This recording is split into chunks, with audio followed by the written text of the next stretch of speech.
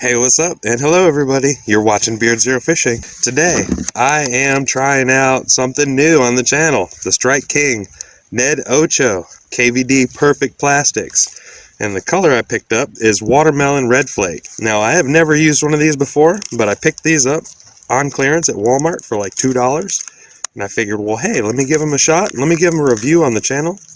Although, I don't know how much time I have to actually fish today. I think I got about 2 hours or so, but more or less I'm just looking to scout a bit and get an initial feel on these lures, see how I feel about them. But anyways, let me get to the fishing. I like these little heads.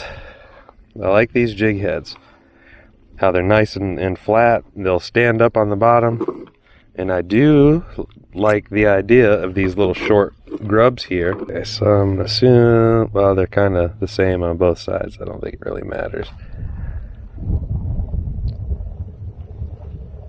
So I just marked it to see how deep I need to go before I bring the hook out so that I can keep it nice and straight, because that will help the lure perform better.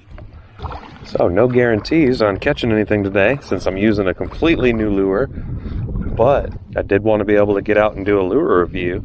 I had originally intended to do this review while I was over on the Lampasas, but it's so shallow there I wouldn't have been able to fish with this very well, and I probably could have caught something on it, but I wouldn't have been able to fish with it very well over there.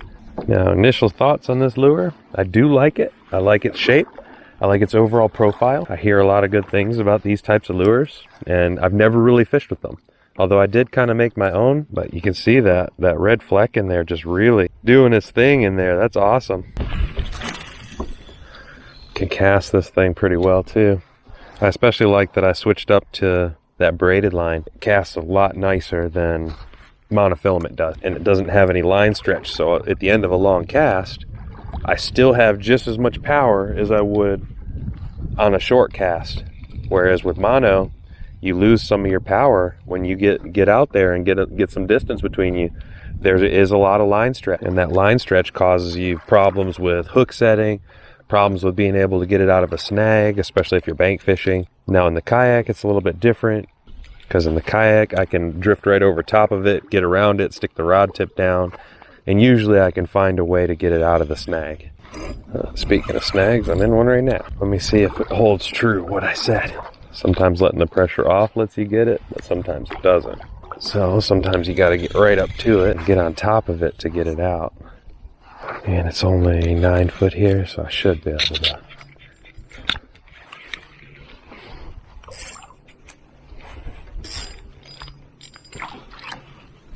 There we go. Got it out. I bent the hook a little bit to get it out, so I am going to bend it back. Try to go ahead and use my pliers here. Bent back. Nice. I want to give a special thank you to Live to Fish. He hooked me up with one of his custom decals. Live to Fish. Got it on the kayak. Thank you, brother. Appreciate it. Looks good right there next to the Angling Spiders decal. The park closes at sunset, so when the sun sets, that's going to be it. But like I said, I just wanted to come out, be able to talk about this lure a little bit. I was really kind of surprised to be able to pick up a 5-pack of them with 2 jig heads in there, and they only, oh man, I had a hit there. That was something, grabbed it for sure. I like those Ned heads on it. Those hits that I just had felt like something small. Probably a sunfish just grabbing it by the tail and messing with it.